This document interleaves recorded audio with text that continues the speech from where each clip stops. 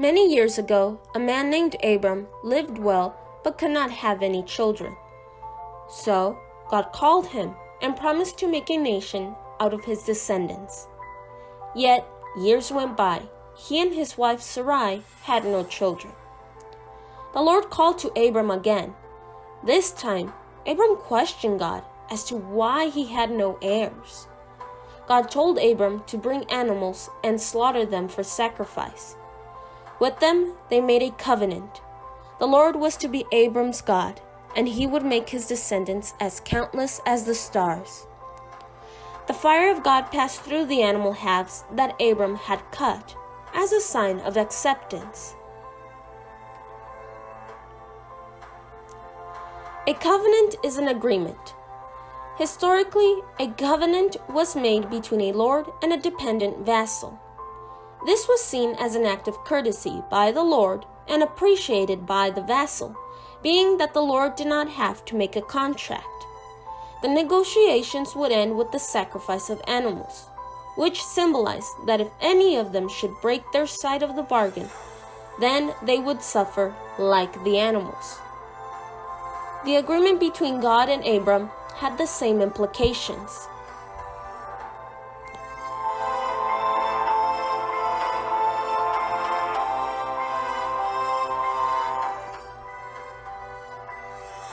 More years went by, and still Abram and Sarai had not conceived a child. Taking matters into her own hands, Sarai offered Abram her maidservant, named Hagar, with the intent of having children through her. During these ancient times, it was normal for an infertile wife to provide her husband with someone else to bring them children. Obeying Sarai, Abram took Hagar, and she conceived. At the time, being infertile was a disgrace. Thus, when she knew of her pregnancy, Hagar began to look down on her mistress.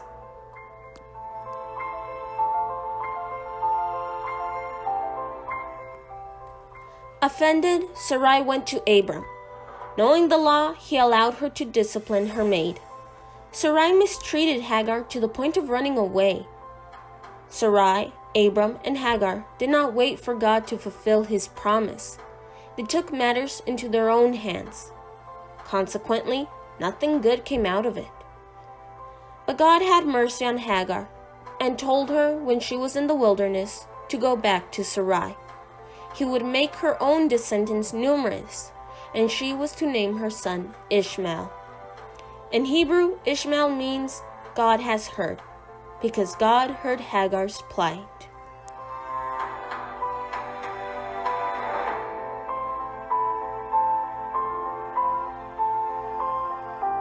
As promised, God gave Abram and Sarai a child of their own, called Isaac.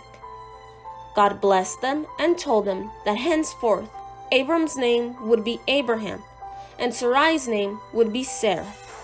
In Judaic and Catholic tradition, a person would often receive a new name after having a powerful experience with God.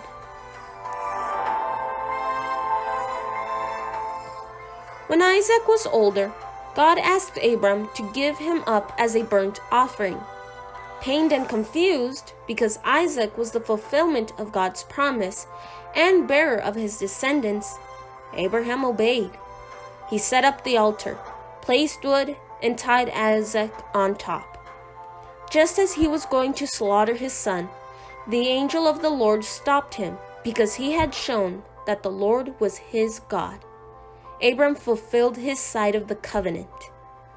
Finding a ram stuck in a thicket, Abram offered it instead. From that moment, Abram and God kept their covenant. The Lord was Abraham's God, and God granted Abraham descendants.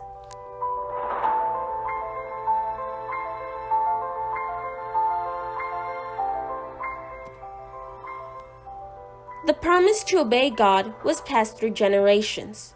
Along the way, the people failed to keep their side by falling into sin. Therefore, Abraham's descendants were supposed to suffer the consequences.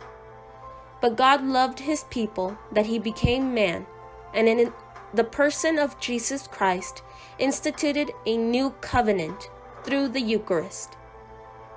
Then he took it upon himself to fulfill their side of the agreement. He would not let them die. As every covenant was to be sealed by a sacrificial animal, Jesus took this place as a sacrificing victim to seal the new and eternal covenant and finish the Abrahamic covenant.